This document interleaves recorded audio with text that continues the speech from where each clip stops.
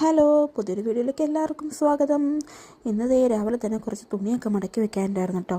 അപ്പോൾ കണ്ണൻ സ്കൂളിൽ പോയി കഴിഞ്ഞാൽ പിന്നെ ഞങ്ങൾ ബ്രേക്ക്ഫാസ്റ്റൊക്കെ കഴിച്ചിട്ട് പിന്നെ കുറച്ച് തുണിയൊക്കെ ഉണ്ടായിരുന്നു മടക്കി വെക്കാനായിട്ട്. അപ്പോൾ അത് മടക്കി വെച്ചുകൊണ്ടിരിക്കുകയാണ്. ആമി എൻ്റെ ഒപ്പം ഉണ്ട് കേട്ടോ, എന്നെ സഹായിക്കാൻ വേണ്ടിയാണ്. അങ്ങനെ ഞങ്ങൾ രണ്ടുപേരും കൂടിയാണ് ഇത് ചെയ്തുകൊണ്ടിരിക്കുന്നത്. എല്ലാ ദിവസവും തുണി മടക്കി വെച്ചാലും എവിടെ നിന്നൊക്കെയാണ് വീണ്ടും വരുന്നതെന്ന് അറിയില്ല കേട്ടോ. എല്ലാ ദിവസവും കുറേ മടക്കി വെക്കാനുണ്ടാവും കേട്ടോ. ഇതിന് മാത്രമൊക്കെ ഡ്രസ്സ് ഇടുന്നുണ്ടോ എന്ന് ഞാനപ്പോൾ ചിന്തിക്കാറുണ്ട്. പക്ഷേ കൊച്ചിൻ്റെയും ചേട്ടൻ്റെയൊക്കെ അത്യാവശ്യം ഉണ്ടാവും കേട്ടോ. നമ്മളിപ്പോൾ പുറത്ത് പോകുന്നില്ല, അതുകൊണ്ട് നമുക്ക് ഡ്രസ്സ് കുറവായിരിക്കും.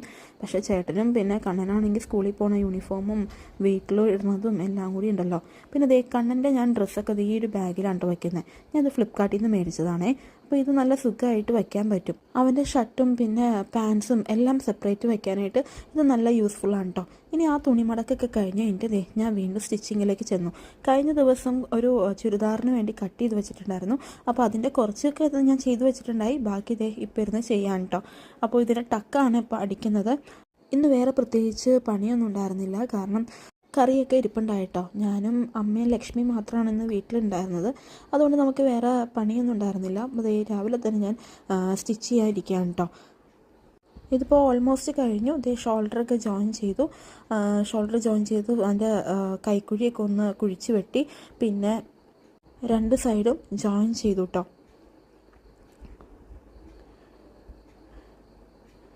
ഞാൻ ഓൾറെഡി എല്ലാം വെട്ടി വെച്ചിട്ടുണ്ടായിരുന്നു. അപ്പോൾ സ്ലീവ് വെട്ടിയത്, സ്ലീവിൻ്റെ അടിഭാഗം ഒന്ന് മടക്കി അടിക്കുകയാണേ.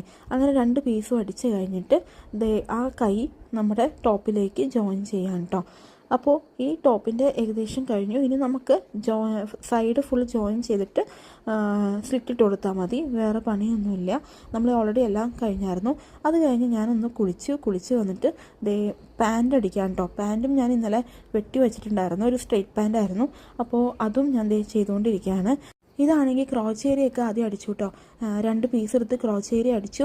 അത് കഴിഞ്ഞിട്ട് ഈ രണ്ടെണ്ണം ജോയിൻ ചെയ്തത് കൂട്ടി യോജിപ്പിക്കാൻ കേട്ടോ. അടി വരെ അടിക്കുകയാണ്.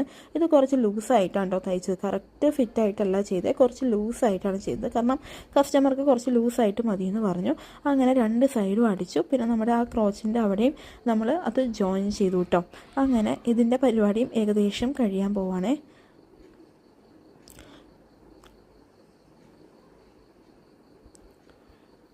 പിന്നെ തന്നെ കാല് ആംഗിൾ റൗണ്ടിൻ്റെ അവിടെയൊക്കെ ഒരു 1.5 ഇഞ്ച് വിടത്തിലാണ് മടക്കി അടിച്ചേക്കുന്നത്, ഒരു കട്ടിക്ക് വേണ്ടി. പിന്നെ അതിൻ്റെ സൈഡും ജോയിൻ ചെയ്ത് കഴിഞ്ഞു കേട്ടോ. അപ്പോൾ ഇന്നത്തെ വീഡിയോ ഇത്രേ ഉള്ളൂ. ബായ്.